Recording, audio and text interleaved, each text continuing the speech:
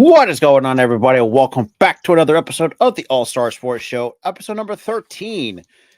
Well, we got some interesting stuff for you this week, whether it's either MLB, NBA, WNBA, that sort of thing. But before we get into it, if you guys are new, make sure to hit the like button. Also, hit that subscribe button. Make sure to ring that notification bell.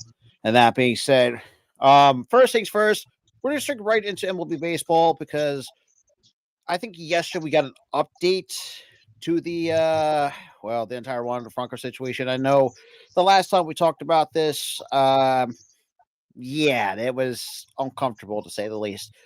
So you're probably wondering what's the update. So it's pretty much in a way he got arrested for not showing up for a summons, that sort of thing. And well, for obvious reasons. So Jeff Passan pretty much put this out. I think yesterday. So obviously we all know it. Stories of the allegations that Tampa Bay shortstop Wander Franco paid. I know this. You thought last week's episode with the situation got worse. Oh, it gets even much more fucked up. So in the story, the light of the allegations that Tampa Bay shortstop Wander Franco paid off the mother of an underage girl with whom Franco had a relationship. Additionally, Martino Zariv, that's on Twitter, by the way, reported that citing law enforcement in documents that the girl was 14 at the time. So pretty much, if for us wondering what was the amount, it was about 100,000 US. Or I'm sorry, Jesus fucking Christ! So it was pretty much the amount was 100,000 Dominican pesos or $1,700 to pretty much sweep this on the rug, so to speak. $1,000 in hush money. Sort of something like that, yeah. Jeez.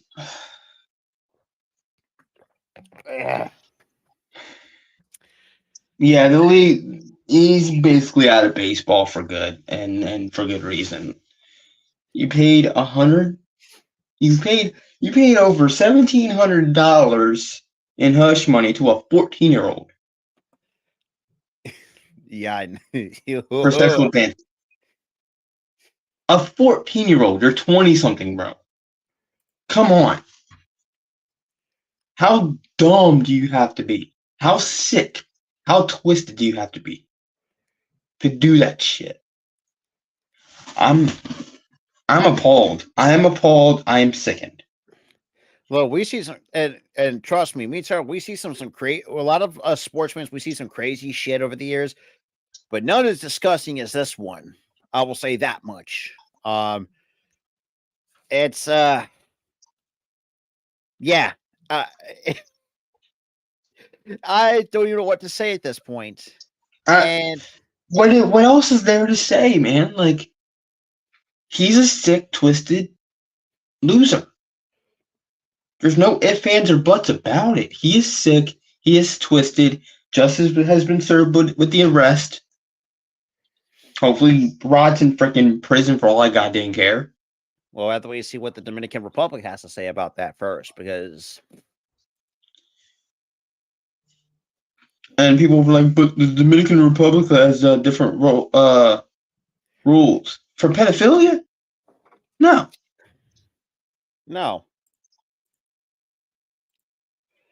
Because here's the thing, and it's like, I don't know, it's really hard to really describe how disgusting this really truly is. But nonetheless, we're going to wait and see what the Dominican Republic is going to talk about, because right now that's kind of where pretty much everything has been taking place as of recently. So like I said, there's probably, who knows what other stuff might be coming out on Wander Franco. And it's also kind of ironic the fact that, the Tampa Bay Rays not very known to spend money, but yeah, it's like, oh, let's give this guy an extension. And now, boom, these allegations come out. And, it's pretty much, Wander Franco pretty much is teaching you how to ruin your career 101, so to speak. Yep, how to throw away a career with hyper speed. how to throw away your damn career. And just from 17. What really sickens me about this? It's not just the pedophilia that sickens me. That sickens me in its own right. Him being 20 something and this girl being 14. That's sick in itself. mm-hmm. But the fact that you paid her, the fact that you paid her over $1,700 in hush money, and that's to the mother, by the way, which is and that's to the mom, Hey. To the fucking mom, and she needs to be put in prison in her own right too, being involved with this. Yeah, that is. You know what? That's well. It's going to remain to see because look, justice the laws everywhere else, not just here in the United States. You know, I get that, Rob. But the thing is, pedophilia is illegal in a lot of freaking countries, and it's heinous. It is absolutely heinous. Let me look up the Dominican age of consent right quick. Watch, it's probably going to be at least 16. And to add that as well, because and that's kind of the same thing that people were kind of making. Oh, it's just as bad, if not worse, than the States. You know how our age of consent? You know how our age of consent is 16? Here? Let me guess. Let me guess. It's probably 13, isn't it? In the DR. No, it's 18. It's 18. So his crime is even worse in the Dominican Republic. Oh boy, it's even worse. Very, very worse. And yeah, and well, so like I said, as we said, good. And actually, I was like, we applaud the Tampa Bay Rays, but at the same time, they're still a joke of a franchise. A Florida franchise is the better one I would say. We're not going to get into that. But for those who are baseball fans, if you know, you know. Now, moving on, sticking with MLB a little bit, because like I said, there's been hardly any news. But in case at this point, too, if you're a Dodgers fan, have not really paid attention to this, might flew under the radar. So there was a report that Yoshinobu Yamamoto has opt-outs that's tied to elbow health. So you're probably wondering, what does that mean? He does have opt-outs, like say if he does get Tommy John, or somehow he fucks up his pitching elbow for whatever reason, or a rhyme or reason. So basically, in other words, it's kind of like,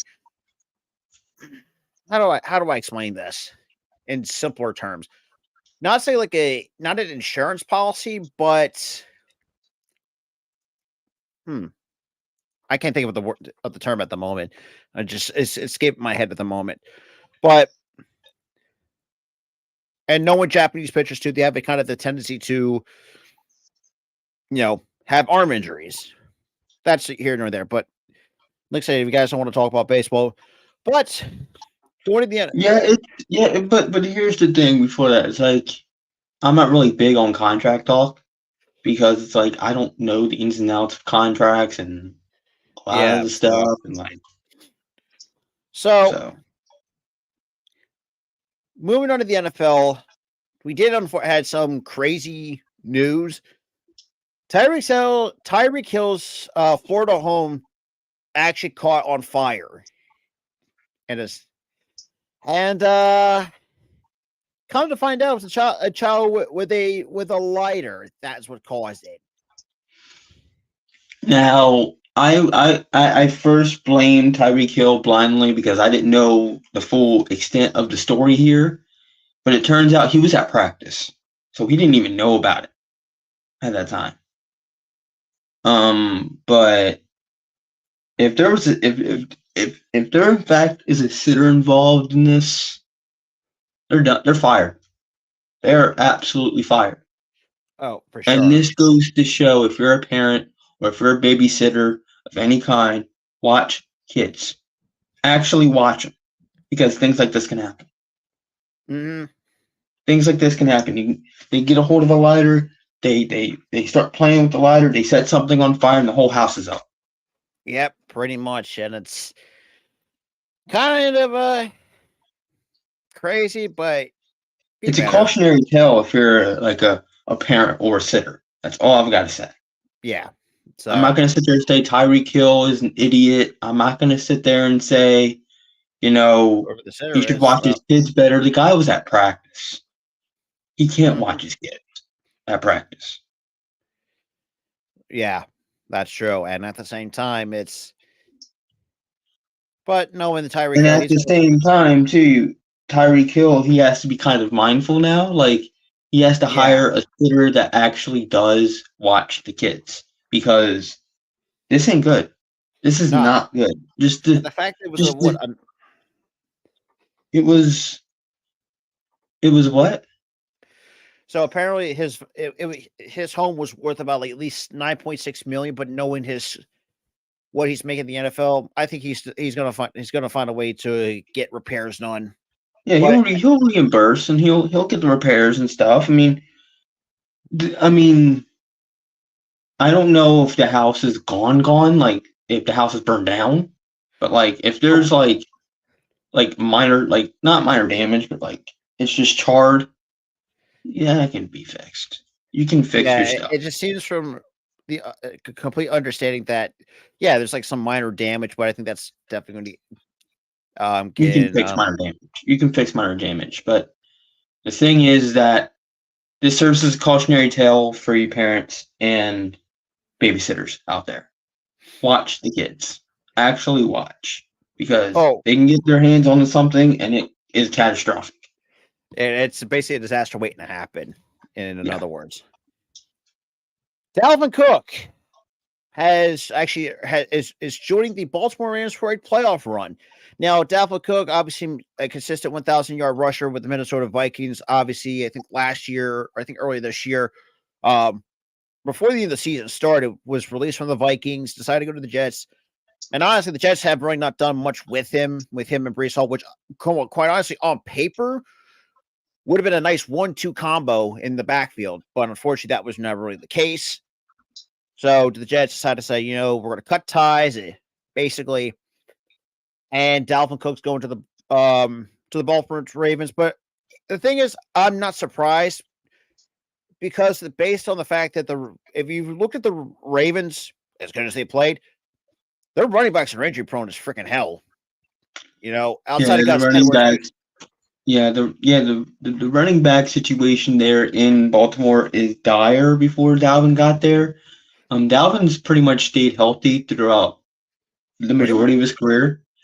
But like he's a nice back to actually get to help with this playoff run, to sure up that playoff run because it kind of reminds me of like in a way the Eagles of 2017.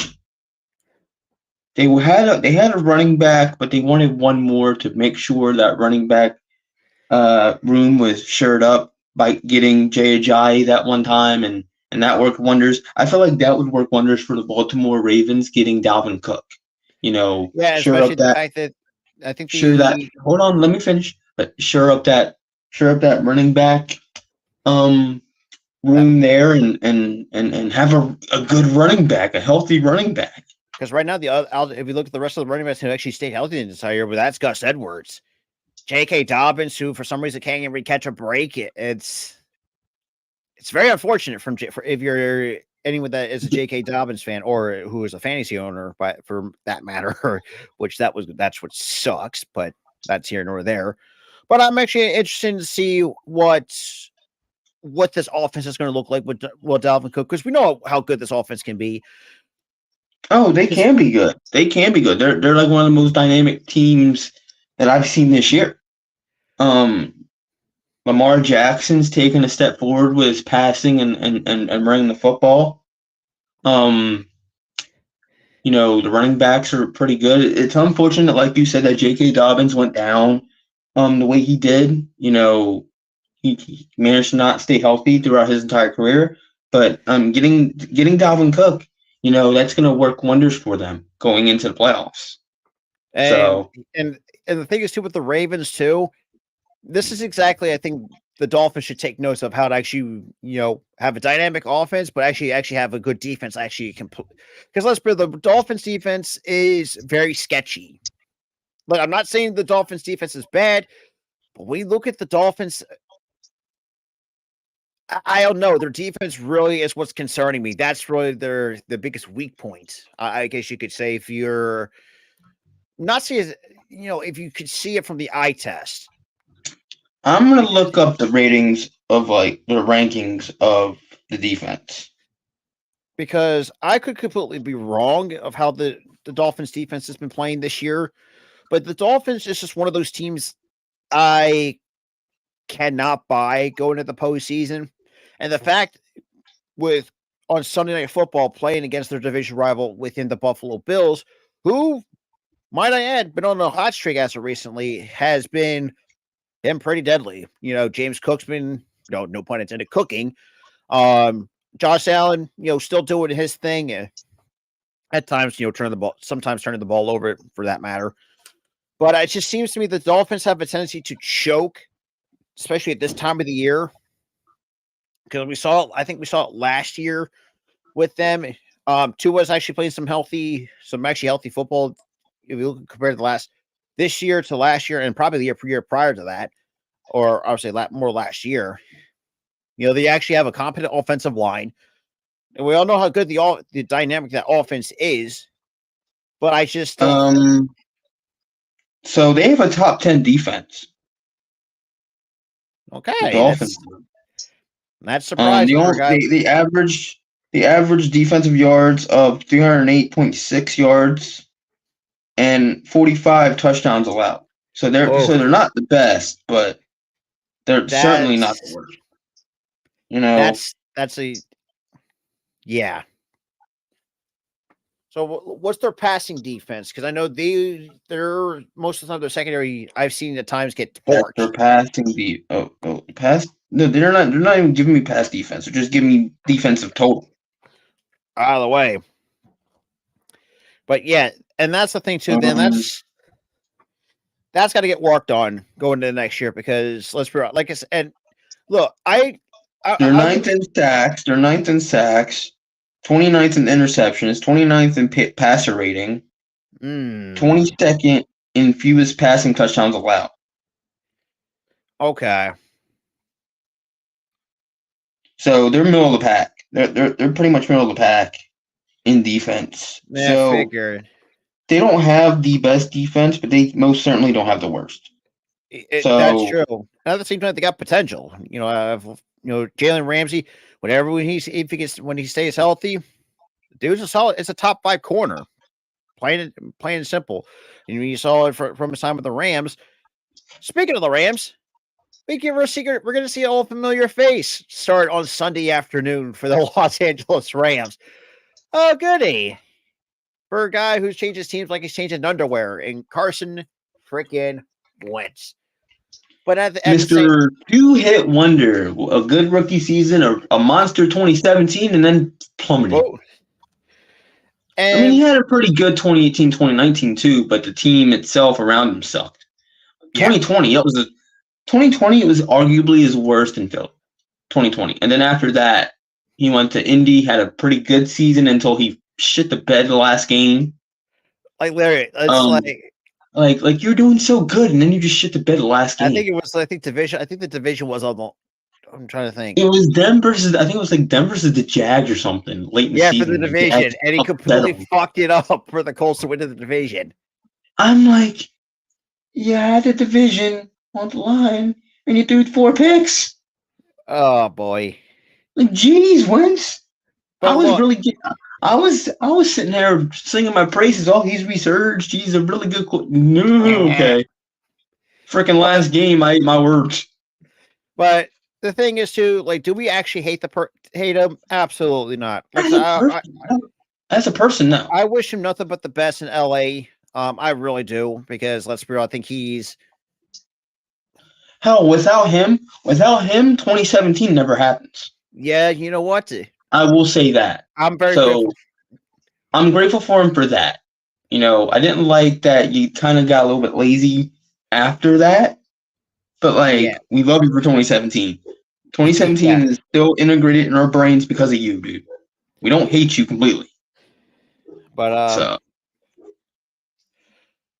but another thing is too, it's going to be interesting too, and rightfully so, because we're at the time of the year where a lot of starters are going to be resting for the playoffs, and because let's be, you don't want your top guys getting hurt, because boy, that would be a disaster waiting to happen. Yeah, I know Baltimore's probably going to be resting their starters I've seen them resting because they majority of already them. clinched the 1 seed in the AFC. So I think they would be the ones that will, you know, sit their starters for the last game and get them ready for the playoffs. Also, I think the Niners will the last game because they already pretty much clinched their 1 seed too in the NFC.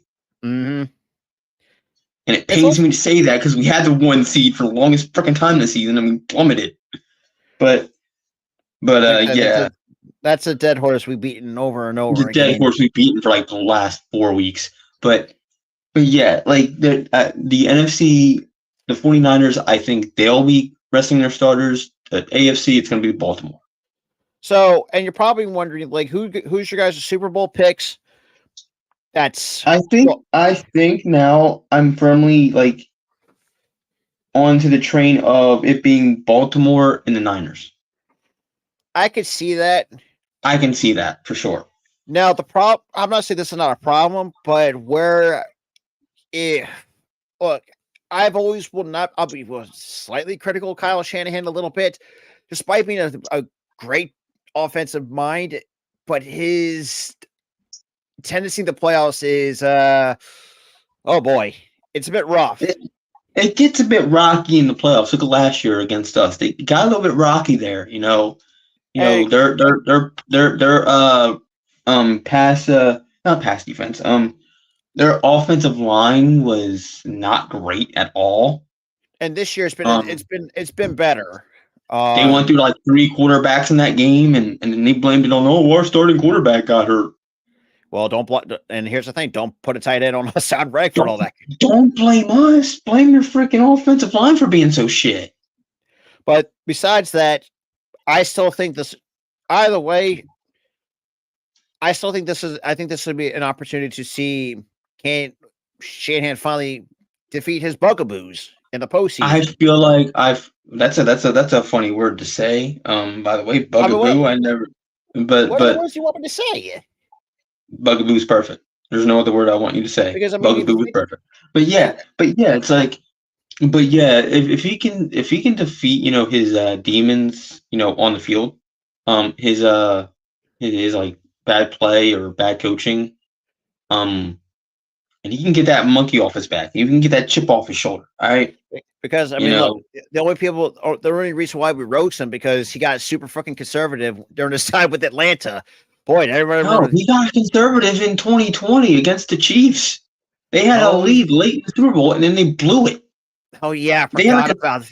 It was like what 28 to 14 Niners. It was like what 28 to 14 Niners in 2020 in the Super Bowl, and then they just blew that. I was like, how the hell?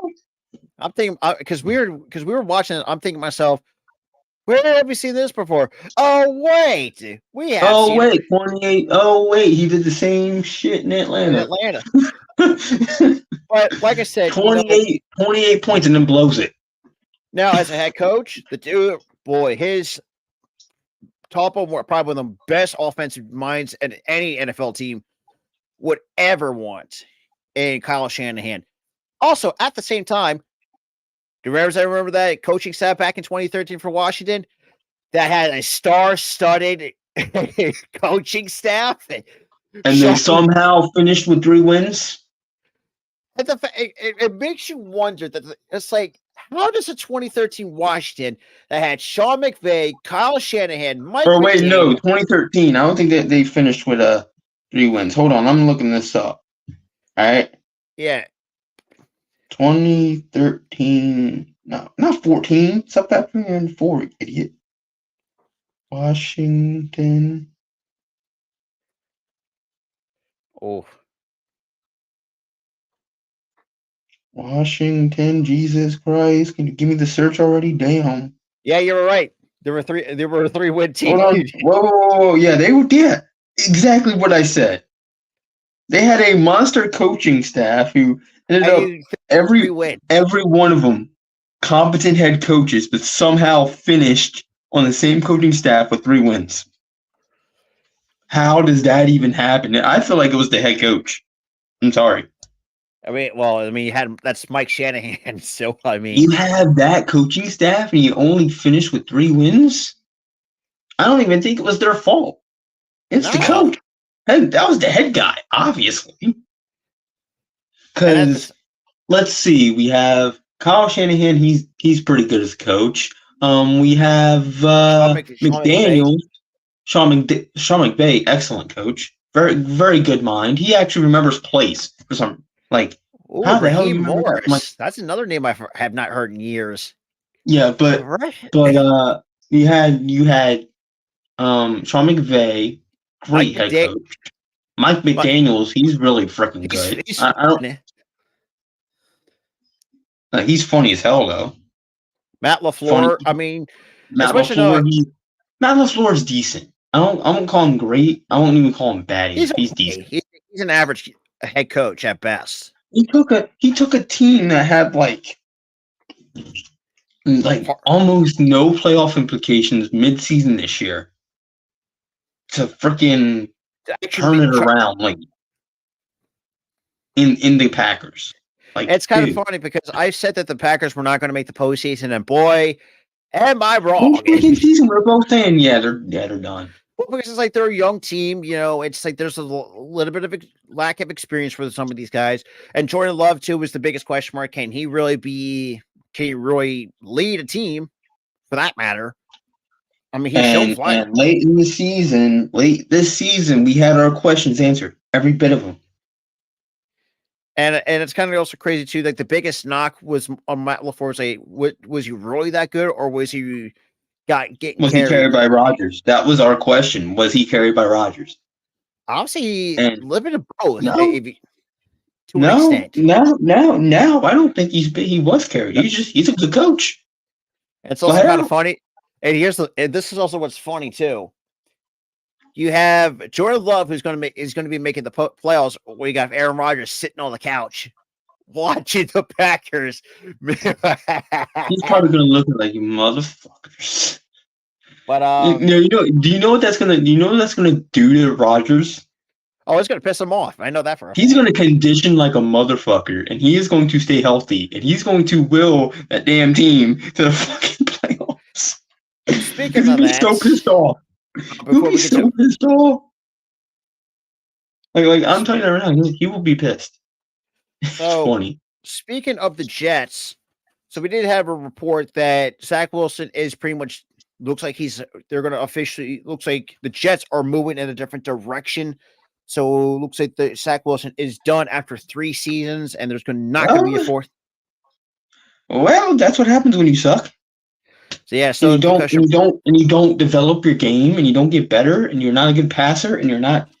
Only thing he can kind of do is run. That's it. Yeah, that is it. He can't pass. He cannot pass. The dude can't even throw it. There was one game where I think it was embarrassing. I was laughing because the dude couldn't throw 10, 15 yards down. Well, technically he did have the only good trait about him was he had a talented arm, but he didn't know how to use it, so to speak. And then again, at the same time, he has potential to be a gunslinger. That's how good his arm was in college, and that's how good he was at the time, and that's why he was touted as high as he was, and he was a high pick. I think it was the 2nd pick for the Jets. 2nd overall, because now it was, I think it was Justin Fields and who was it? Because Zach Wilson was kind of that unknown wild card in that draft class. Yeah, he was the unknown guy. Oh, crap. Oh, that's going to drive me nuts. I don't know, but here's the thing with Zach Wilson.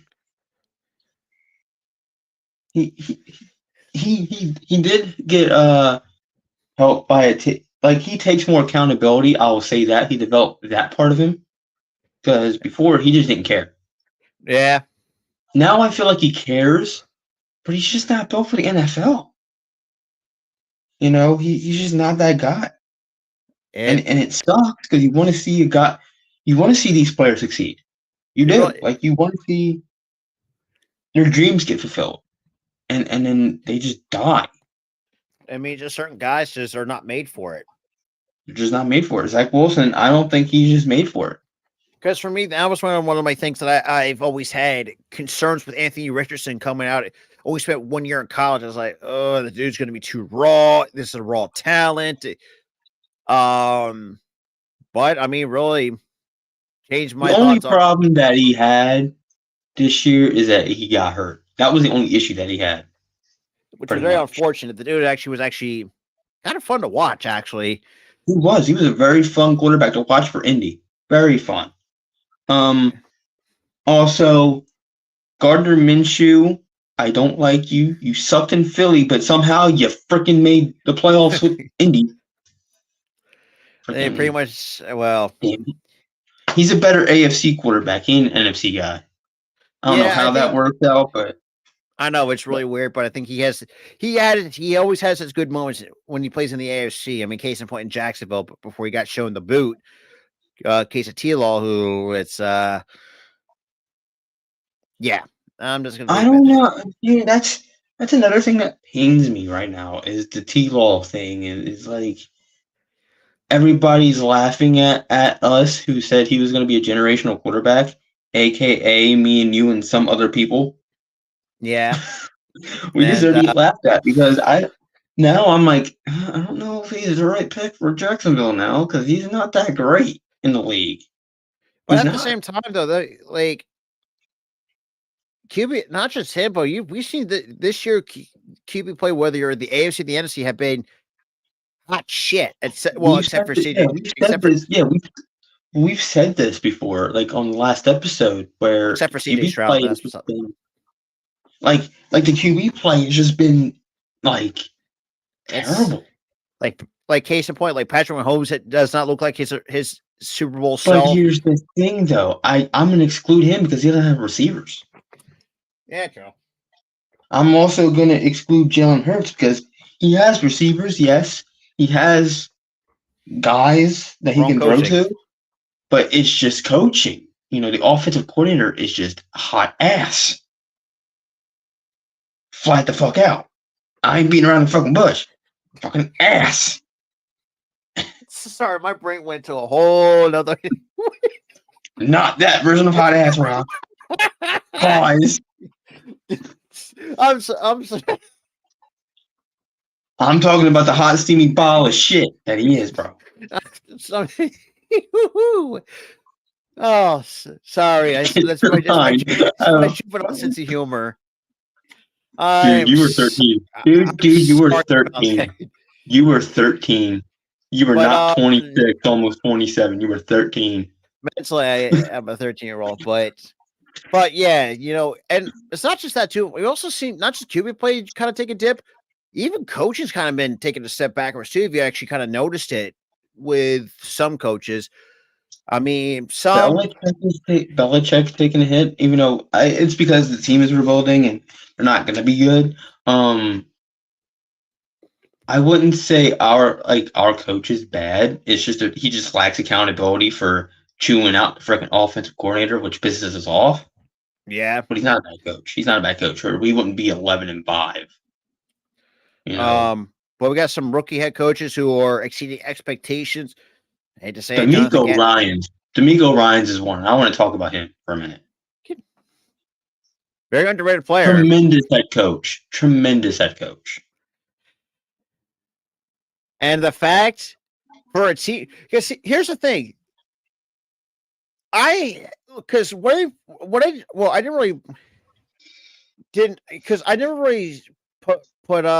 really predict because the floor I had with this team was a 7-win season because you got a rookie quarterback, you got some new guys coming in. But it's understandable. It's understandable because usually rookie seasons, if they're a competent quarterback and they don't have a lot of pieces yet, they might give you 7 or 8 wins. At the most. at the most. Look at like they're not going to exceed 10 wins automatically. And but the a big thing is possibility. though, I think what they're 8-7, give or take. hold on, I'm looking it up. Jesus. They are right now. Go away. I don't care about the follow thing. They are 9-7. You know, with one game left. So they have potential to hit the 10-win mark. Damn. With a rookie freaking quarterback, bro. Might I add, it's going to be your unanimous offensive rookie of the year. Oh, for sure. There's CJ Stroud and there's everybody. But here's the thing, though. It's surefire. There's CJ Stroud and there's everybody else. Low bottom. So for those who are, and obviously to rehash it, CJ Stroud is breaking that mold of a certain myth that a lot Ohio of the State quarterbacks are not good going into the league. Yeah.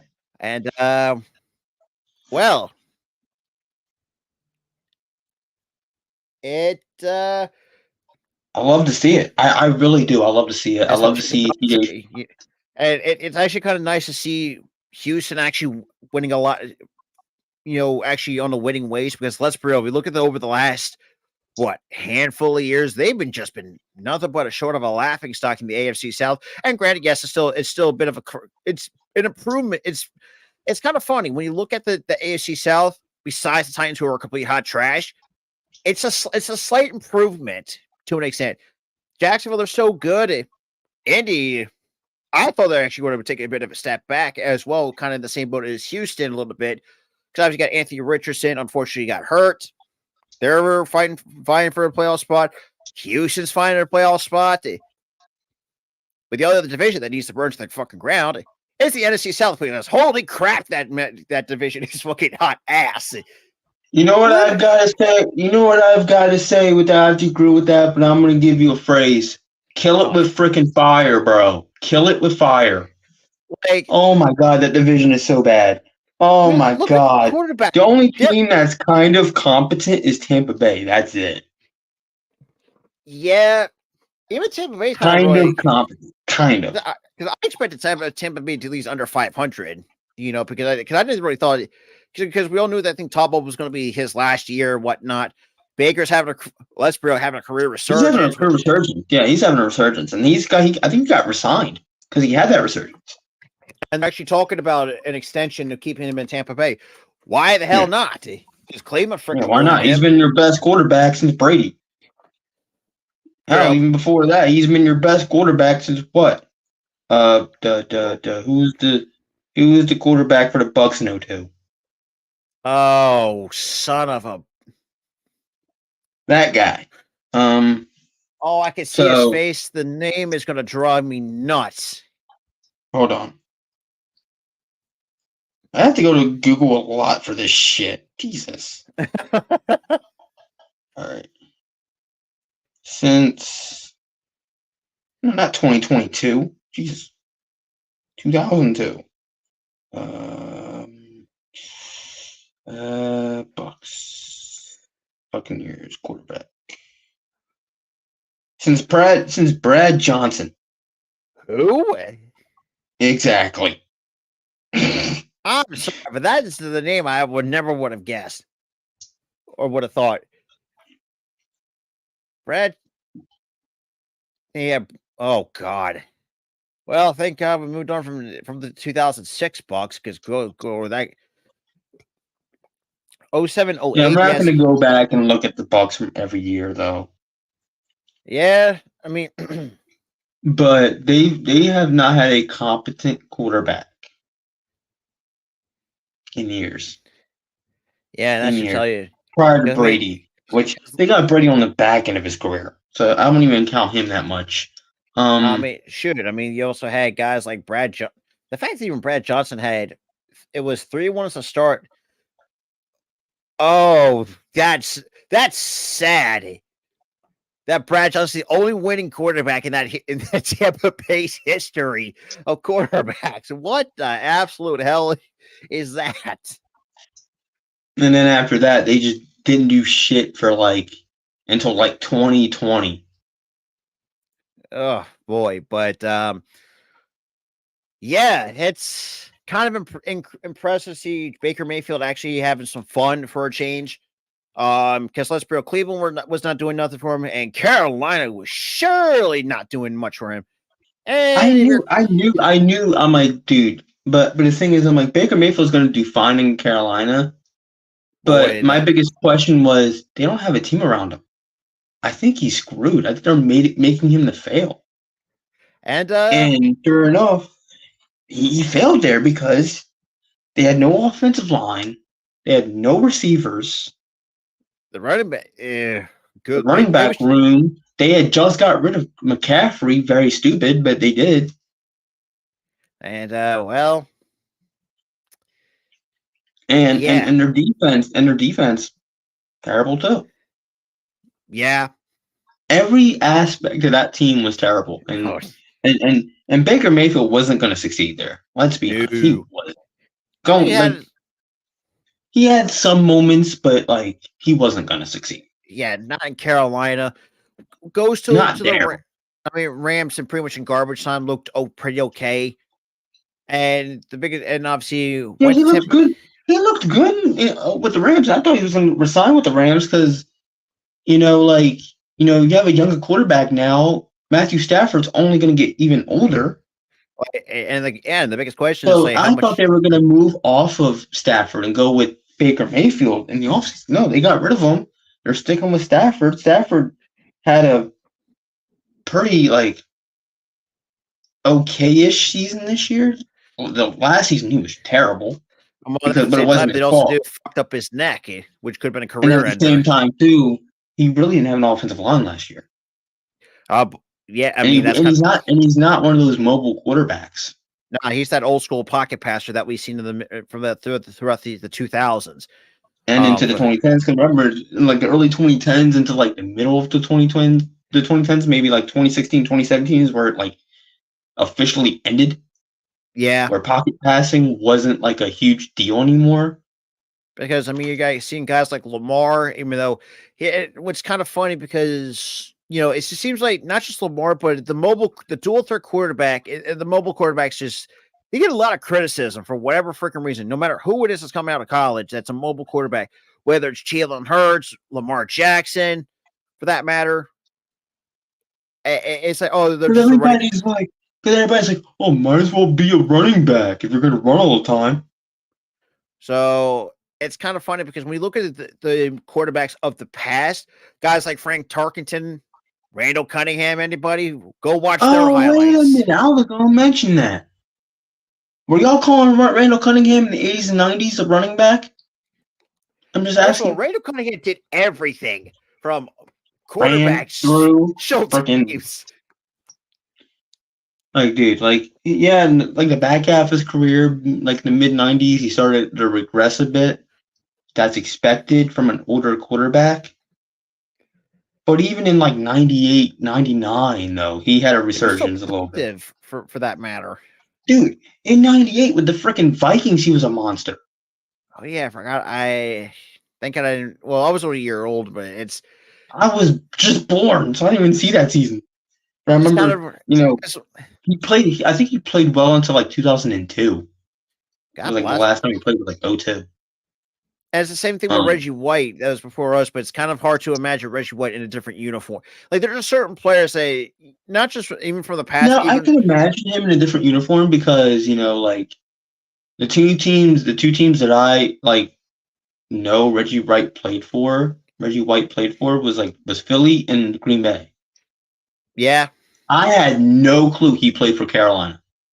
I forgot. I completely forgot he actually had Carolina. I'm like, what? He had a stint there. I'm like, he had a stint in Carolina. What? When that happened? Apparently, in '95, the inaugural season. I'm like, what the hell? Yeah. Or no, he played. I didn't know he played up until 2001 or 2000. No, 2000. He played for the Carolina Panthers. I'm like, yeah. Wait a minute. Hold on. Google again. Oh, Lord. Lordy, lordy, lordy.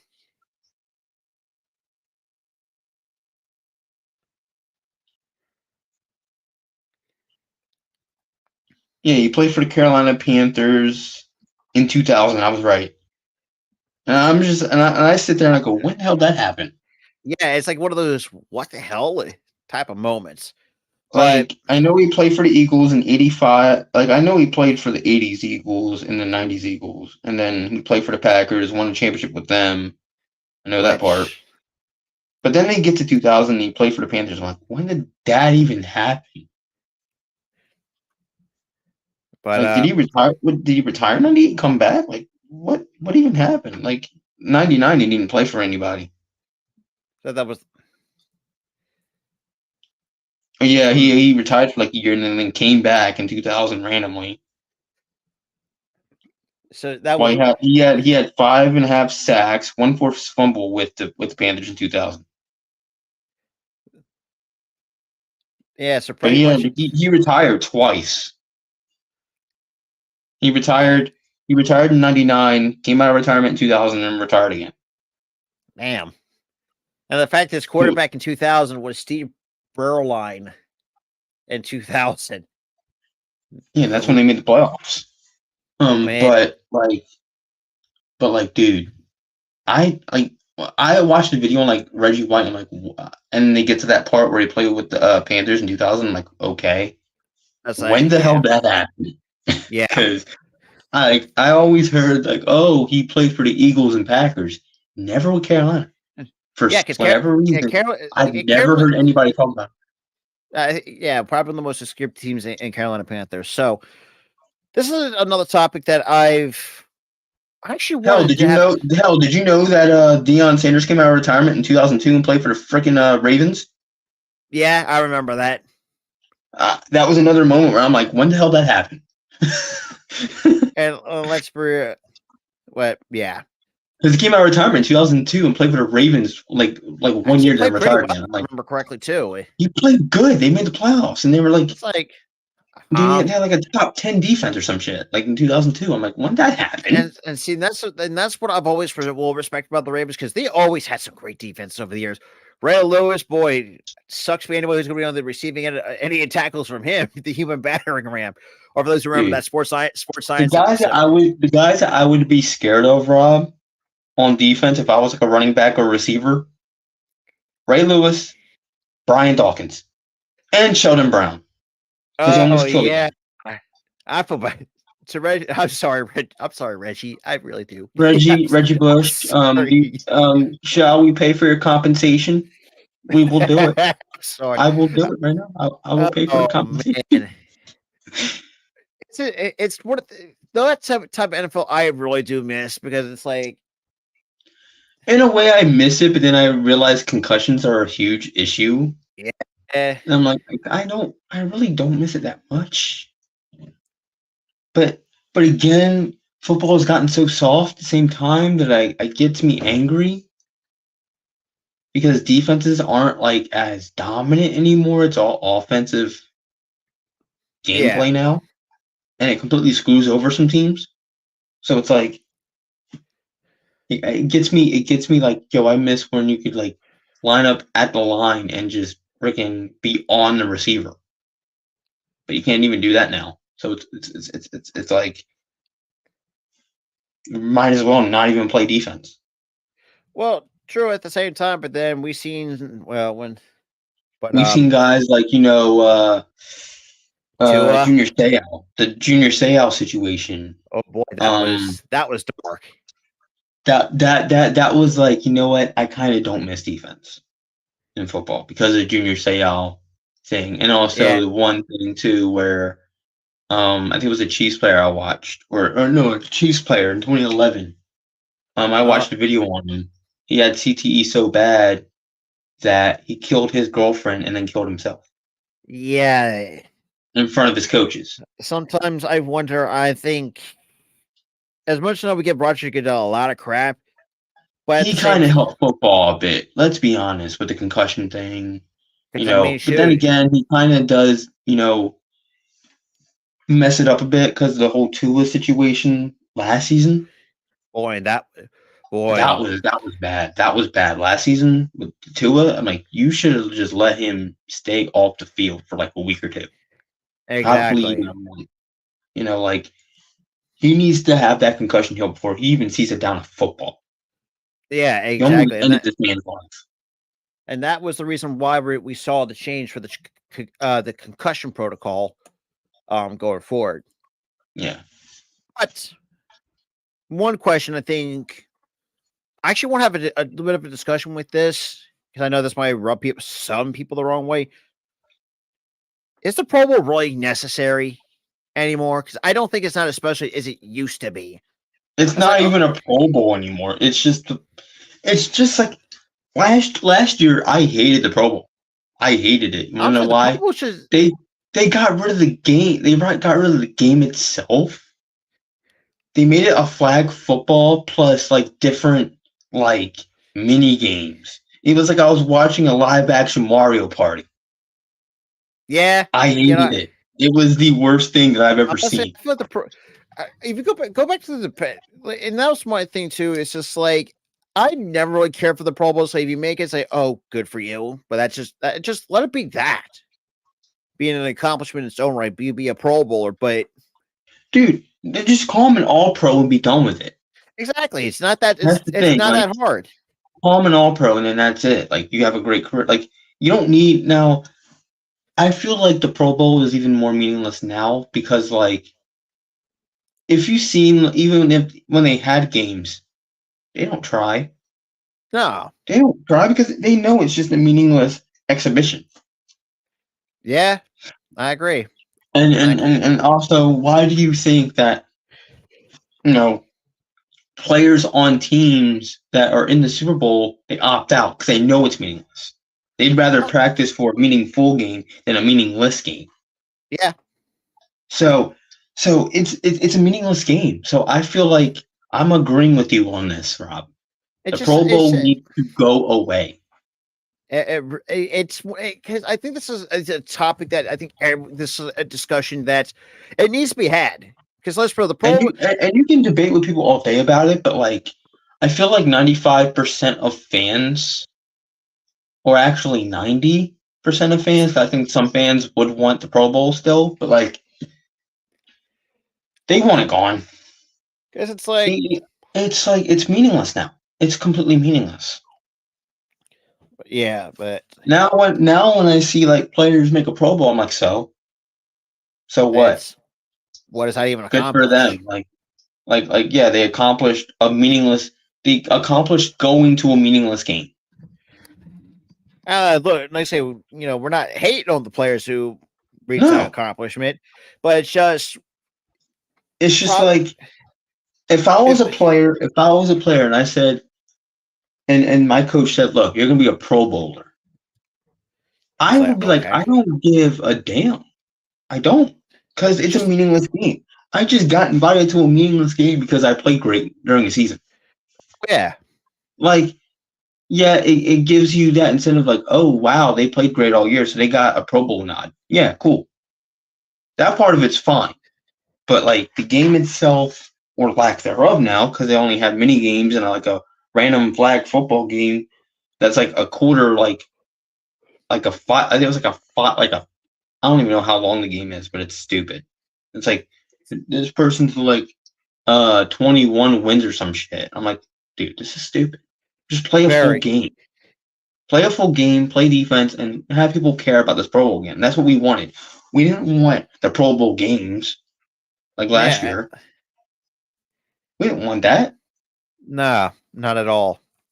I tried to call that shit fun because I'm like, I was trying to make it like a saving grace situation. I'm like, I want to like this, but I don't like it. Yeah, it's just one of those. It's one of those things. It's like you want to like it, but in reality, you just absolutely hate it.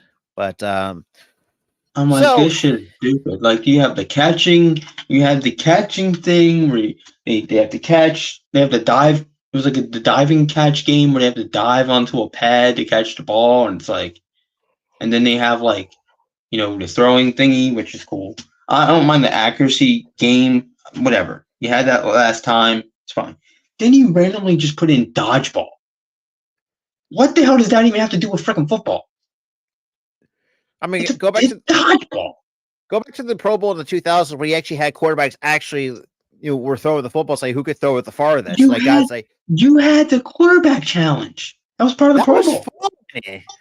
fun. They still have it, and I like that aspect of it because it like showcases a skill. I'm okay with Yeah, that. I also it's like the diving catch thing because it showcases a skill. But when you have dodgeball in that shit, now this year's tug of war.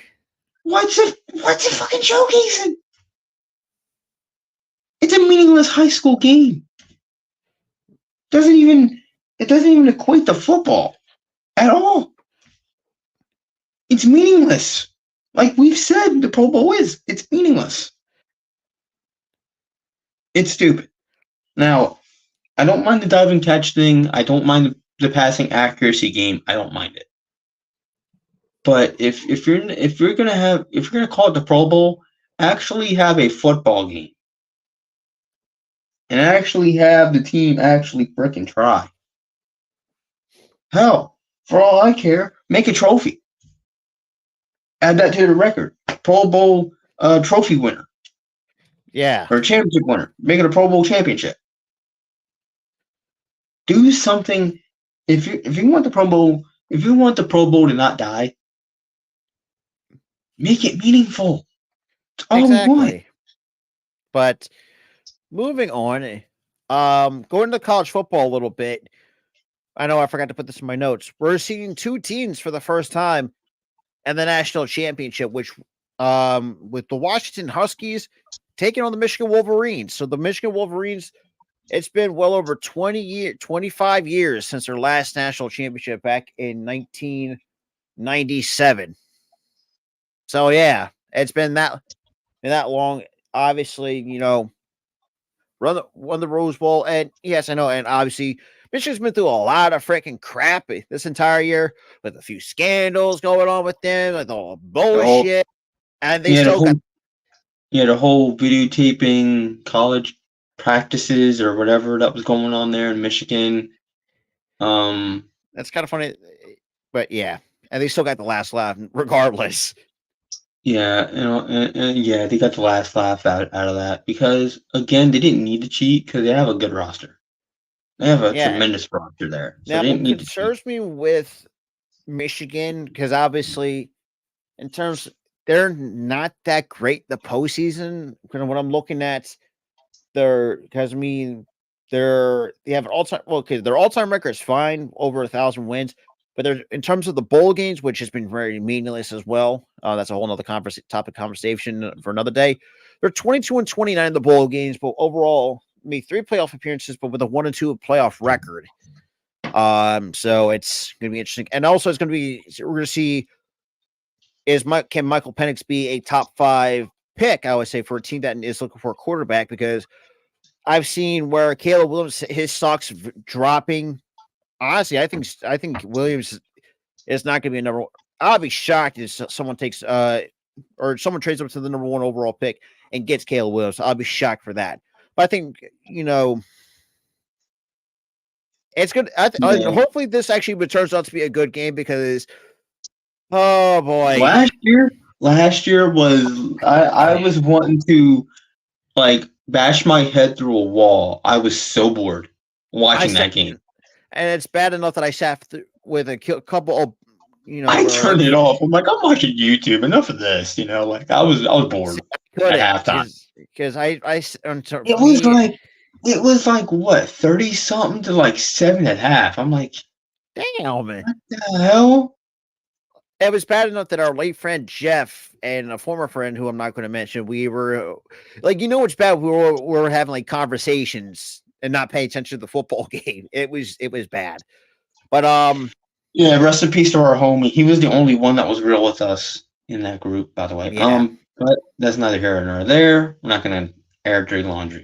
But anyway, it's like it was like I was only watching it casually because I wasn't streaming with you guys. Obviously, I wasn't just watching it casual. And I'm like, you know what? This game sucks. I'm turning on YouTube. This game is terrible. Yeah, it's boy, it's. And it was dude. I wanted I wanted to bash my head repeatedly through a wall. I think that's pretty much what Like everybody wants. it was like, how do you get to the national championship and just play that bad? And I think that, and kind of tie it into what we saw from for the Florida State Seminoles. Here's the problem that I have with the Florida State Seminoles. Most of that roster opted out because they were so pissed they missed the playoff. Because it's like, I've seen like one of the arguments which could be an interesting argument. Like, do they want to have another TCU problem, all won the conference championship, and somehow get let's be real, got shit on with no TP in the national title game? I don't think they want to make that mistake again. And well, when we first saw this, they got snubbed. Sure, it's it was a bunch of bullshit. They got snubbed. They got snubbed. But the problem, I know you're probably gonna, but they got blown out in a bowl game. Here's the problem with that. It's a meaningless bowl game. Like I said, no, it's not just that. It's the fact that the majority of their starters opted out. It was basically just backups. So of course you're going to lose that big. And literally, you lost. And Georgia had their third string. Like, you know how bad it is to lose to by 60 to a bunch of third stringers for Georgia. I think, and also Kirby Smart. God, I'm trying to think of the quote he said, but I really couldn't agree more with that. But it's like, it's like he's pretty much said, the bowl games this year doesn't really have any meaning like it used to. Honestly, it's because like, they didn't have a playoff format back in the day. So basically every bowl game was a playoff game. Yeah, you weren't going to win a title at the end of the day, but it was like sub championships, and then you had the big championship, the two top teams. Yep. Now it's like every bowl game is just battle of the snubs. Pretty much. And like it's absolutely nothing now. It is absolutely nothing. That's why when Clemson won their bowl game, I'm like, I don't give a shit. It's meaningless. It really is. It's meaningless. I didn't care. I didn't care. Now, let's say if they were, because I mean, our thoughts could have changed, if like say, they won like say 11, 12 games or something like that and won a bowl game. That's a whole different conversation to have. No, it wouldn't. No, it would not. No, it would not be a different conversation. You want to know why? If they won 12 games and lost one and they got snubbed from the playoffs and we had a meaningless bowl game, I would have still had that same mindset. Like, I don't care. Yeah, you know what? It was the battle of the snubs. Like, literally a team that missed a playoff versus a team that didn't even deserve to be in that spot. And obviously we saw Alabama kind of completely shit the bed. And it's like, you know what? Maybe Florida State should have. But here's the thing, though. Was that a blowout? I don't think it was. Exactly. It wasn't really a blowout. So I'm like, whatever. Like, but and Saban's going to coach that roster to be like somewhat decent in a playoff game. He did it before. But again, though, I am beyond sick of seeing Alabama in that spot. Beyond sick. Well, we only have to worry about that because they pulled a Brian Johnson type of play call and completely shit the bed in the fourth quarter in order to win it. Try to go with a jet sweep when I think I try to go with a jet sweep at the 1 yard line instead of go for the QB run in short yardage and completely failed miserably. It was bad. It was just embarrassing. But that's whatever it's at this point. But it's actually, and at the same time, I'm kind of glad we're actually seeing two teams that it's been a while since they've been to the national championship picture. So at least that's a new change for a while, at least for something. It is a nice change. It is for sure a nice change. At all. It's going to be interesting to see, not just from Michael Penix, but if J.J. McCarthy is going to go to the NFL draft, and some of these guys that are going to be declaring for the draft, because this is a big test. Like, do you want to increase your stock tenfold, or are you going to drop? That's the biggest question. The last time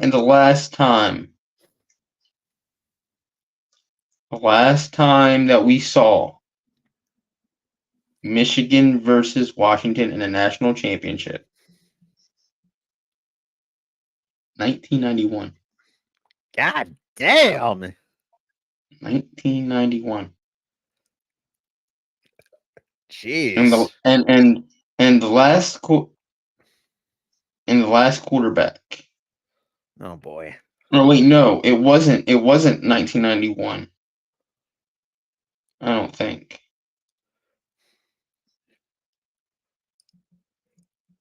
Claim share. It's saying that they like. I'm not sure. They have a national championship in the Rose Bowl. Yeah, it was 1991. It was 1991, and the last time they went to the Rose Bowl was in 2000. Golly. So you got two teams that are on a huge droughts, so to speak.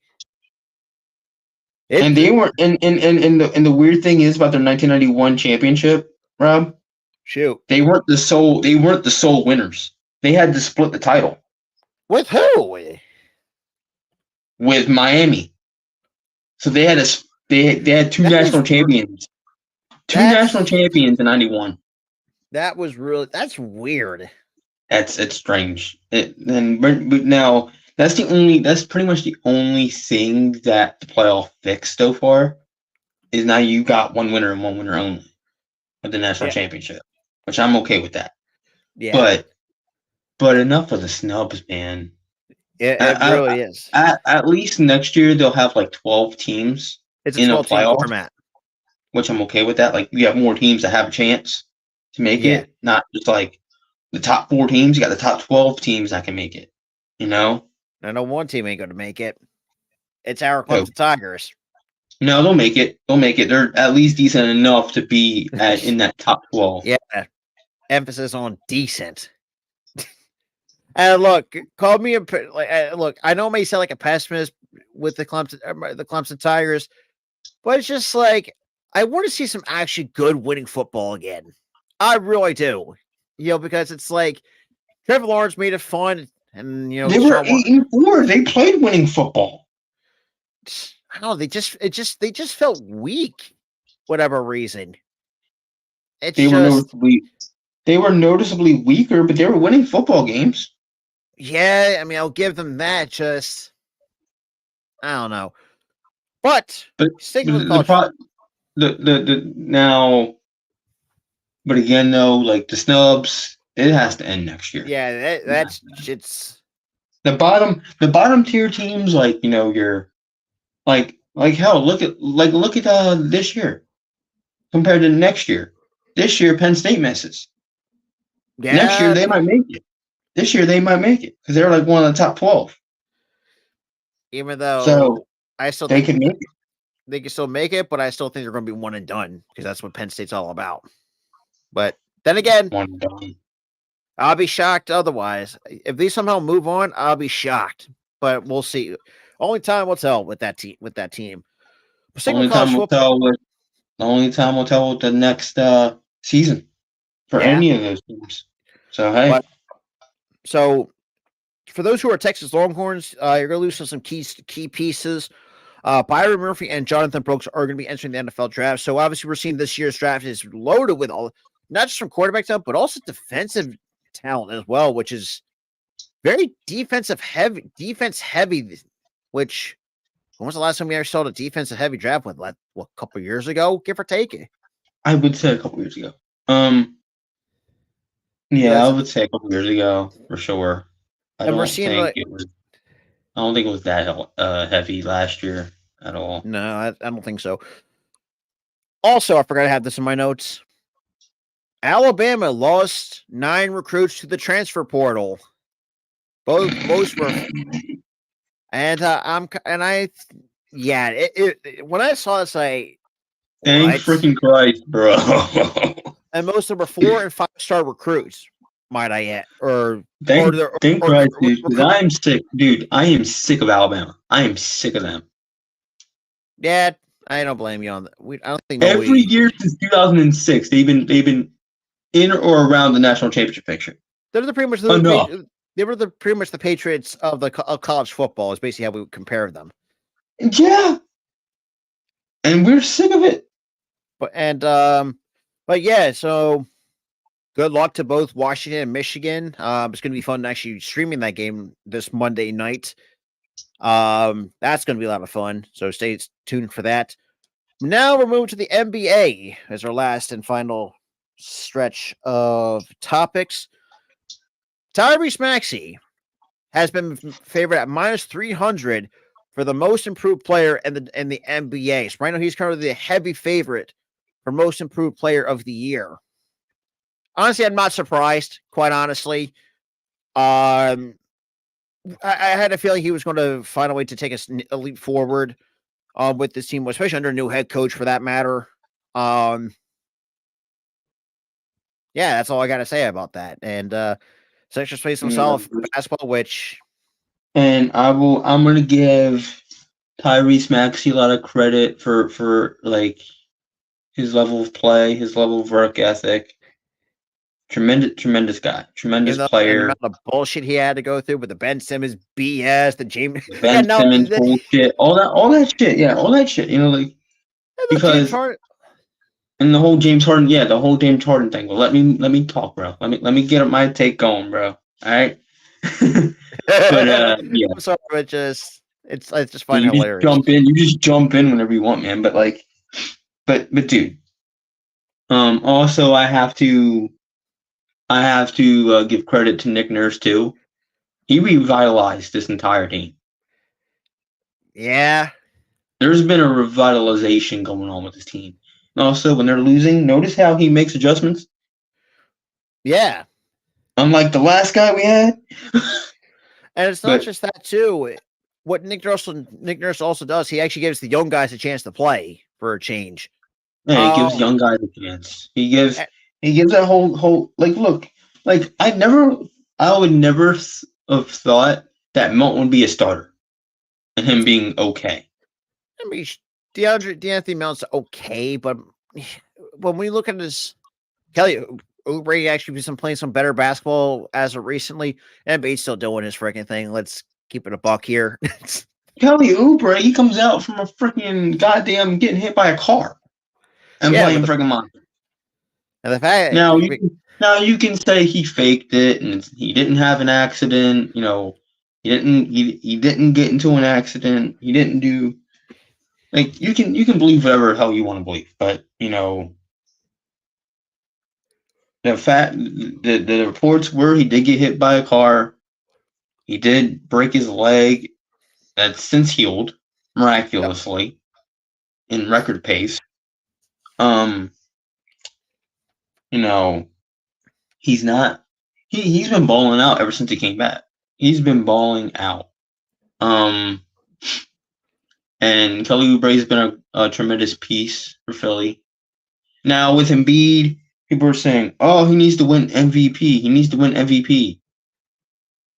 That's you know what I want to see? Do you know what I want to see out of him? Finals MVP. That's what I want to see. I don't give a dang if he's great in the freaking regular season. I don't care. I want to see him dominate in the playoffs, which we have not seen yet. He needs to dominate in the playoffs for me to actually care, to actually buy into Embiid again. That's my only gripe with this. Like, oh, Embiid's god tier. Embiid's good. He's got over 30 points. I've seen this song and dance before for the last 7 years. It is. It's getting to the point where I'm like, cry me a fucking river. Let me see this in the playoffs. But if you can translate it to the playoffs, it's a whole different story. But yeah, I mean, right now currently the Sixers are sitting 23-10. Because let's be real, we all know the East runs through Boston until otherwise. Because look, when you look at the all-time matchup between us and Boston, yeah, we only had that 1 year when we beat them in the postseason in 1983 to actually on a road to actually winning a championship. Well, that's outside of that. Boston's pretty much completely owned us for decades. upon Dude, decades. 08, that 300 monster of Garnett, Paul, Allen, and frickin' Paul Pierce, man. Pierce. That was nuts. 2011, it was the Heat that dominated us. 2012, we just missed the playoffs for like years. 2017, we weren't ready to compete yet, which I was okay with. 2018, I forgot who beat us in this time. I think it was the Celtics. 2018. Yeah. 2019, the Raptors had a lucky ass shot late in that damn game. I don't want to mention that ever again. I don't know why I brought it up, but whatever. 2020, we just sucked. I'm Yeah. not gonna count. We just terrible. In But the playoff. moving on, obviously, it's always at this point in time of the year, they go over the betting odds for who the favorites for the 2023-24 MVP. Obviously, it's your typical two, depending who you're asking. With Embiid and Jokic leading the pack, and for those who are the betting, we're actually having this look at one of the odds. Embiid currently right now is the favorite. Both Jokic and Embiid are plus 250. They're even favorites. They got Luka at plus 430. SGA, who I've been really like what I've seen from him, and especially with the Thunder at plus 450. Giannis plus 1500. Jason Tatum, there's an argument to be made with him at the plus 3100. Tyrese Halliburton, got to give him some credit too for the Pacers, because I thought the Pacers were actually going to take a bit of a step backwards this year. Plus 4,000. But when you look at like the least likely, Anthony Davis, Curry, and LeBron are all plus 10,000. But it really comes down to this. For obvious reasons, because LeBron's trying his damnedest to carry the lowly Lakers again. I don't know why he's even still with the damn team. At that point, I would just left the Lakers. Well, How inept they speaking are. of the Lakers, that's going to be the last two things we're going to be talking about. Stephen A. Boy, if you talk about ripping one NBA team, look, I see some Stephen A kind of poke fun a lot of teams, but tearing the Lakers a new one, it basically says, this is basically what he said, saying, quote, the Lakers are an absolute mess. Like he also wanted to say the roster was quote unquote rich with individuals who have portrayed LeBron James, who also portrayed Anthony AD, who has actually been playing some better basketball as of recently, because me and Tyler, and rest of the NBA fans always had a knock on him, say, because he was made of glass, figuratively speaking, because the dude can't stay healthy whatsoever. Also between Jeannie Buss and Rob Plinkett, but I know a lot of Lakers fans want Plinkett out of there. But AD has played like an MVP candidate. All you have to do is your damn job, and the Lakers have an abundance of Lakers who aren't doing a damn thing. He also added, "Oh boy, this is what made me laugh like a freaking hyena." Some of them right now you can't give away for a box of cookies. Oh, come on! It's true. It's true. You can't get away from like their trade value has gone down the toilet. But yeah, that trade value has gone down the toilet. Like it's to bad. see you can't give away with a box of cookies just made me freaking laugh my ass off. But it's true, man. It's true. You can't even trade them for anything. Box of cookies, a Will Smith CD, and a pack of Slim Will Jims. Smith CD, and whatever the hell else, Yeah, their trade value is hell. You couldn't even trade them for a bag of chips. That's how bad they are in trade value, or a pack of peanuts, for that matter, or anything meaningless that wouldn't help a team. Like now, here's the thing. Here's the thing. This is the problem with the Lakers the last few years since 2020. They've tanked their trade value so damn much. Oh, yeah. Getting washed up veterans. Trading young, promising pieces for washed up veterans. That team of LeBron, Kyle Kuzma, who else? I don't think was it Lonzo. You had LeBron. No, hold on. You had Lonzo. You had Kyle Kuzma. You had Braun. You had AD. Probably a bunch of role players at that. Oh, you had Caruso. And he's actually done. It's kind of funny too that Caruso's having a good year too. And that's the thing. You had a great core a mixture of the veterans of AD and LeBron, and then you had your quality young guys. You built a great team right there, and then you traded it all away for guys that are washed the hell up. I look. I know Lonzo hasn't really been on the court, but look how he's looked post his time with the Lakers. Yeah, he actually reinvented his shooting, his jump shot. Is a guy that can give you, on paper, when he's healthy, can give you 25, 30 a night. You got Caruso, who's an excellent defender, and also playing on a crappy Bulls team who, they need to blow it up. That's a whole nother, that's another conversation for another time. But so stick with the Lakers again. He didn't hold back either, too, when this morning, talking about when the Lakers dropped below 500 to their 110-96 loss to the Miami Heat, which is the team's 8th loss in those last 10 games. So they're pretty much talking about that Darvin Ham is losing the locker room with the players. So the parents said the Lakers are reportedly have disconnect with head coach Darvin Ham. Well, no shit. The dude, when I saw they were hiring Darvin Ham, say, yeah, this is But here's the problem with this though. Frank Vogel fired after a couple years.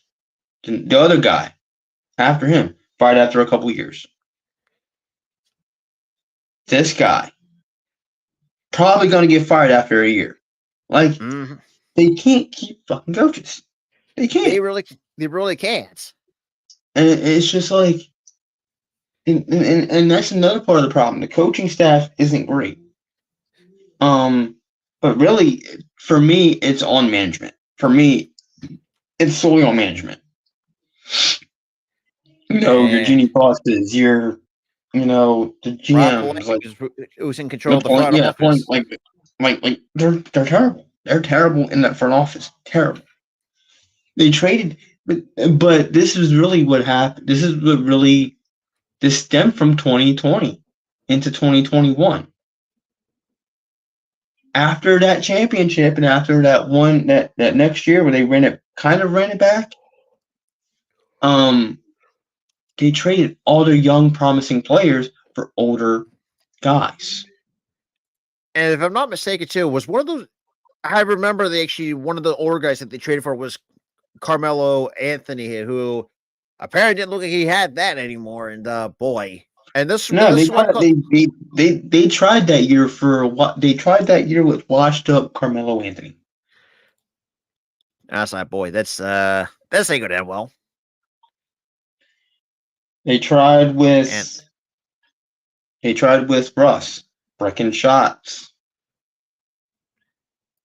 They tried with who else? I have no clue. No, I'm blanking too. But was it? Dude, I think they tried with Rondo at one point. Oh yeah. Before he was gone, they tried with Rondo. It didn't work out. I mean, kind of worked out with Rondo. Yeah, kind of. Oh, okay. So I pulled up the transactions that they made. So August says 2021, they signed Carmelo Anthony, Kent Bazemore, Malik Monk. Obviously, Malik Monk nowadays has killed it with Sacramento. Wayne Ellington, where the hell he's been at has been mind-boggling. Dwight Howard, Taylor Horton Tucker, who kind of stunk it, and Kendrick Nunn.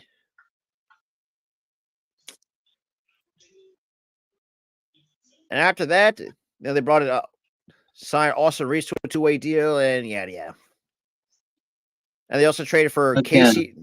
Again, when you're making moves like signing Kendrick Nunn to And be a he's not even. starter, come on. That team is going to be atrocious. You Yeah, know and they're they going to be also. atrocious. Oh, and at the same time, they also brought in DeAndre Jordan and Rajon Rondo. Oh boy, that's. Yeah, I was right. They got Rondo, and he was already washed up too. I'm like, And what DeAndre else is Jordan, going to bring boy, him out? that was it. The DeAndre Jordan one, that was a Look, bust, bro. That was a terrible I pickup. remember they signed Isaiah Thomas for what for a little bit of a stretch in December on a 10-day contract. And they knew for a fact he wasn't the same after that bum knee injury that he had in Boston. Yeah, He was never the same since, and you still signed the guy for 10 days. and it's kind of funny too when you look at KCP. He's balled up with Denver. Kyle KCP Kuz was balling out. Yeah, KCP balling out. Kuz is having. Oh, he's in K.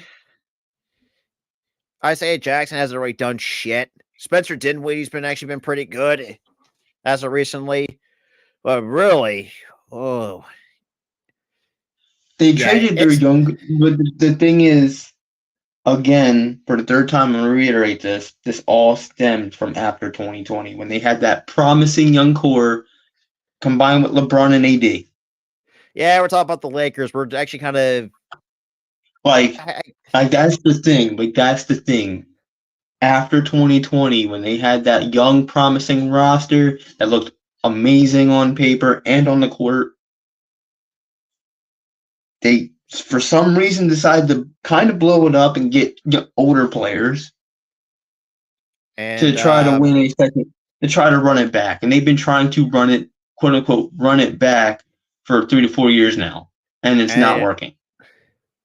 Yeah, and that's exactly, Urku. That's kind of what I'm saying. Like, there's a lot of turmoil that's been going on in that Lakers locker room as of today, basically. But the fact you don't there's so much drama and turmoil. You could probably write a soap opera for the Lakers. So a soap opera, but the fact Stephen A. pretty much told your franchise you can get traded like a box of cookies. Do you know how bad you have to be in order to get that from Stephen A. Smith? Who it's kind of funny when he's trolling everybody else, but the fact that he pulled that analogy out. Here's the thing: I think he pulled that analogy one other time. I forgot what team it was, and they were a trash team. They were a rebuilding team, and they could never get their heads out of their own way. But here's the thing: the Lakers aren't supposed to be rebuilding. No, they got LeBron for a reason. They got AD for a reason. And they're both playing they're both playing. Well, let's be real, LeBron. Poor LeBron's out here trying to carry the freaking team. I mean, at 39, he can do so much. Yeah, he can only do so much. He needs help. And AD has been better as of recently. But when you outside of those two, who do you got, really? Exactly, RQ. The only difference between a rebuilding team and the Lakers is the Lakers have title expectations. They have expectations to go and win a title this year. Yeah, because I mean, if you want to win a championship, because usually if you're a free agent, the Lakers is the place to go because they have a history of winning, or Boston for that matter. And but here's the thing, though. It's not because of that, Rob. It's the fact that you have LeBron. It's the fact that you have AD. It's the fact that when you sign these guys, combining them with Kyle Kuzma, Alex Caruso, Lonzo, and the rest of those players, they were supposed to compete. They were supposed to do what they did in 2020. And now it seems like 2020 is such a fluke at this point. Well, why do you think that a lot of people call it as the Mickey Mouse ring, basically? But they did that with every sport outside of football. Yeah, true. It doesn't count because the pandemic happened. That's stupid. In my opinion, that's stupid. But it counts in the record book, so it counts. That's the same thing when people go, "Oh, the Dodgers ring doesn't count." It does. It's in the record books. It counts. I don't like the whole Mickey Mouse ring bullshit. Oh yeah, it's a bunch of Excuse. bullshit. It's a bullshit excuse because your team didn't make it, so you're hating on the team that won in the pandemic. For me, I always say, look, they won fair and square. They did. It's that simple. And I will say this too: if it was your team in the playoffs, then you would be combating the Mickey Mouse Oh comments. yeah, I would definitely would fight against that. Trust me, I I know. would fight against it too. So I just said, look, the Dodgers won the World Series in 2020. The Lakers won in 2020.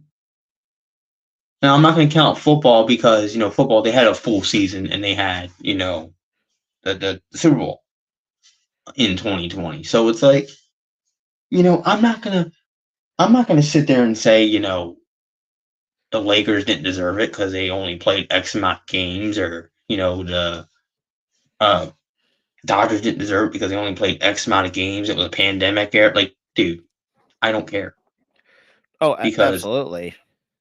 the way the teams were constructed, they were probably going to win their titles regardless if a pandemic happened or not.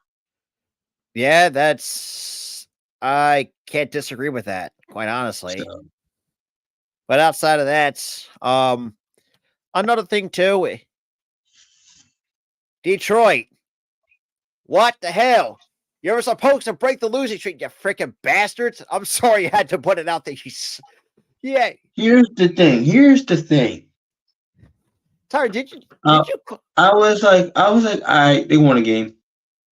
They're gonna go back to losing. Watch. Yeah. What happened? They lost. They're back to losing again. All right, did you call there was because we went over their schedules like they were going to at least get a win over Toronto?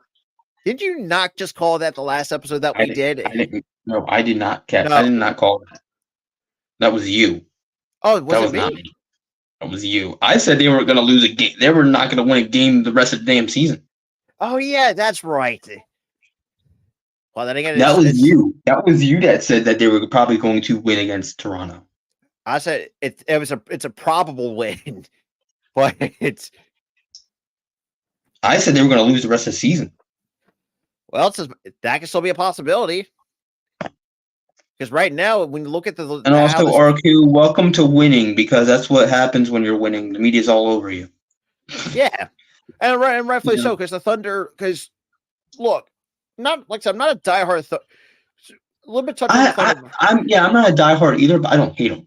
I don't hate the Thunder. It's like we know what the expectation is. And look, last year, it's like very little expectations. Like they were a team that I could see win 40 to 45 games at least. But now I can see them projected if they play better basketball, even more than what they're doing now. I could see 55 to 60 wins. I know that may seem a lot, but I think we got. I see at best, I would say 52 to 55.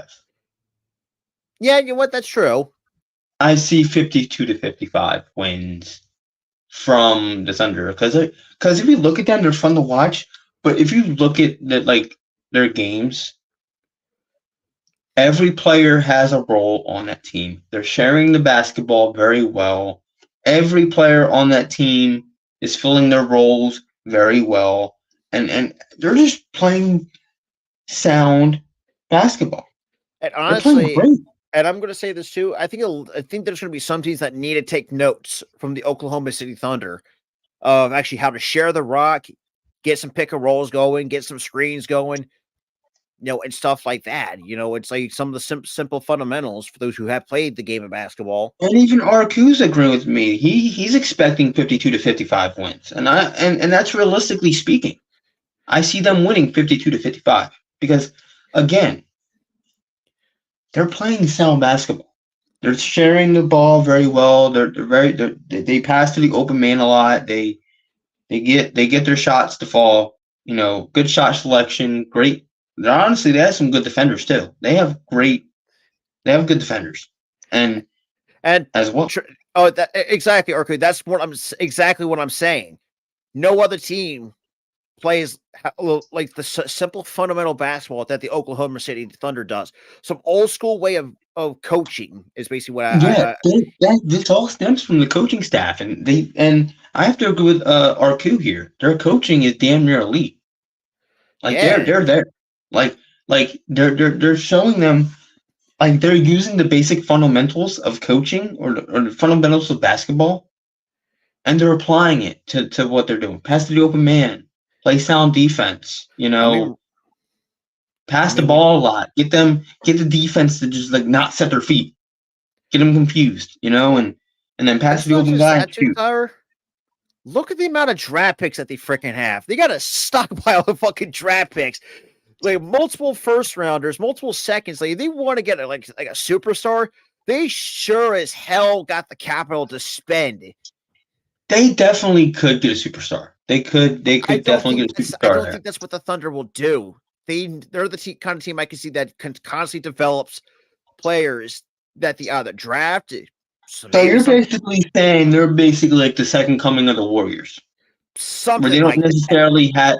They don't really necessarily have a star. They built a star through the draft. Pretty much, it's basically what I'm. It's kind of the way I could see that is the way I look at it. Because when Steph Curry was drafted, he was initially not a star. He was built into a star. He was actually. He's a star, and like. I feel like that's where the OKC Thunder is at too. Like they're building through the draft, but their coaching is so good, you can organically build a star up using that roster. And not just the starters too, but they got a very nice little bench and actually a good solid role players. Yeah, but yeah, you have SGA, Chet, J-Dub. Like you have guys that can be stars. For me, I feel like SGA is going to be that guy that's going to develop into a superstar. Honestly, I think he's already become a superstar anyways. I mean, he's already what? I think so too. I think that's just not a prediction. I think it's like you just said. It's already happening. He's developing into a star. And I think it's because and for those who are wondering, say, what the hell you guys are going on about? So basically, with how we describe the Thunder, it's like the early days of what the Warriors were. I think in 2015 before they started. It was around 2014, 2015. Okay, somewhere. But it all started in 2009 when they drafted Steph Curry, and then they just kept drafting and drafting and drafting. It honestly started around 2013, 2014. And when you look at that's when they made the playoffs. I think it was like 2013, or was it 2014? What, the Warriors? I think it might have been when they made the playoffs the first time. And that's another thing too. They beat Denver twice. They beat some good competition. These are big matchups. They beat Denver twice. They beat Boston, who was top of the East right now, with another equally as complete roster with Porzingis, or as like that one Knicks fan called them that one time. Oh, what? Tingus Pingus, I think it is. Tingus Pingus. Who the hell is Tingus Pingus? Sorry, but that sounds way too dirty for whatever reason. But that's besides the point. When we look at SGA, he is third in the league in scoring at 30 so far in 30, almost in 35 minutes, putting up 31 points, on 54% shooting almost 34% from three. Average, putting up always shooting 90% for the free throw line, putting up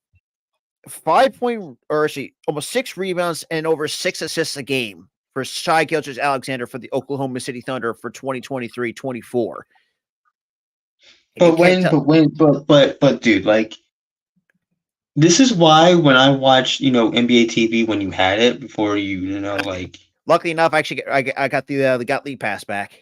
Okay, good, but yeah, like when before you had to pay it again, like I was watching a lot of OKC games, because they were just that fun to watch. But yeah, they've been like really fun. Really, and that's the thing too. And we're seeing, and with SGA, he's doing it consistently each and every night. And this is why me and Rob just said when we were talking about the MVP candidates. like, you can make a case for it. Because we all know this, your standard two is Jokic and Embiid, but no one really talks about SGA a lot of it too, because he's that kind of player that slides under the radar. And honestly, if he somehow, let's say hypothetically, takes the MVP away from Embiid and Jokic, I got no issues with that. Because I've seen where Listen, if it's Jokic again, I'm okay with that. But if it's SGA, he deserves it. you He got no deserves complaints. it. Like, he's had a monster season so far. He's had a monster season. Like me and Rob just said, the hell with him developing into a superstar. We think he already is. Yeah. So yeah, OKC fans, you have every right to be optimistic right now. Oh, for sure. Right. And you got really something good going. Because I can see this. There's a title coming to OKC very soon. I see it. Really do. Honestly, I would be over the moon happy for them too. Like, they haven't seen a championship yet in their, franchise. You can say, but when they were in OKC, they haven't won nothing yet. No, I mean, the furthest it got was with the Western Conference semifinals, and that was pretty much about it. No, they went to I think they went to the finals one time, and they got beat by the Heat. I think that was 2012. No, 2012 they got beat. Who wasn't the Heat in 2012? I think it was the Spurs. They got beat by the Spurs. Oh yeah, those good Spurs teams. It was that big three of Harden, Westbrook, and Durant in 2012 when they got beat by the Spurs. But other than that, they've only made it to the conference finals a bunch. Yeah, I mean yeah. So they've been to the conference finals. So they've been four times in the conference final. Yep, and you were right. The last time you were in the finals was back in 2011 to 2012 against the Miami Heat. Yep. Oh, it was the Heat? I thought it was the freaking Spurs. That's. Oh wait, no. 2011. 2011, the Heat first played the Spurs and got beat. 2012 was when the Heat actually won, and that was the start of their reign of terror for like 3 years. And at the same time, you had OKC lose to the Memphis Grizzlies in the conference semifinals in that year from 2012 to 2013. Then once you get to 2014, 2015, well, not much going on from there because, well, they were terrible. Yeah, 2014, 2015, they were kind of like mid-tier at best. Like 2015, 2016, they had a good year. But they had won 40-something games. That was it. And then they just weren't great. And then after they got rid of Westbrook, they started that rebuild. And after that, and that rebuild right now in 2024 has been amazing. It's gone well. And that's true, yeah. And OKC does have a bit of a bad injury history. But when you go back in 2015, 2016, they took the Mavericks to 5 games. They won 5 games against the Mavericks. They took the Spurs to 6. But they took the War, and this is where in the conference finals took the Warriors to all 7 games. Unfortunately, came up short to the Warriors for the OKC Thunder, and after